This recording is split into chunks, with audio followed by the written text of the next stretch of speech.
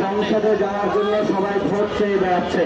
আমরা নির্বাচন প্রক্রিয়া যারা কাজ করছে তাদেরকে সাধুবাদ জানাই, কিন্তু ভোট পাওয়ার জন্য, কিছু সুবিধা পাওয়ার জন্য গণঅভ্যুত্থানের পূর্বে হাসিনার যত ধরনের অবৈধ কাজ, এগুলোর বিরুদ্ধে বাংলাদেশে অনেক দল, রাজনৈতিক ব্যক্তিবৃন্দ চুপ ছিল।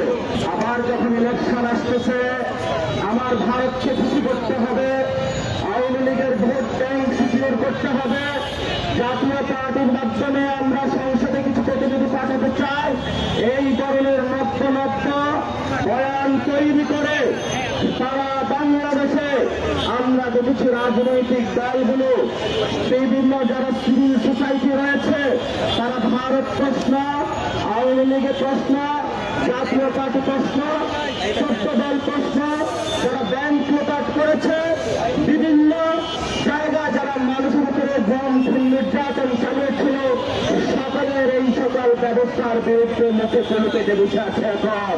কিন্তু গণঅভ্যুত্থানে অগ্নিগর্ভ থেকে যে দলের জন্য জাতীয় নাগরিক পার্টি, জনশক্তি, ছাত্র শক্তি, শ্রমিক শক্তি, নারী শক্তি যতদিন বাংলাদেশে থাকবে, ততদিন বাংলাদেশে আওয়ামী লীগ কোনদিন রাজনীতি করতে পারবে না। আমাদের দাবি সুস্পষ্ট। শেখ হাসিনার ফাঁসির রায় হয়েছে, উনি আওয়ামী লীগের দলীয় প্রধান থেকে আমাদের উপর খুনের নির্দেশ দিয়েছিলেন। এখন দল হিসাবে আওয়ামী লীগকে বিচারের কাঠ গড়ায় দাঁড় করাতে হবে। এই শেখ হাসিনার ফ্যাসিস্টের অঙ্গ প্রতিষ্ঠান জাতীয় পার্টি, তাকে বিচারের আওতায় নিয়ে আসতে হবে।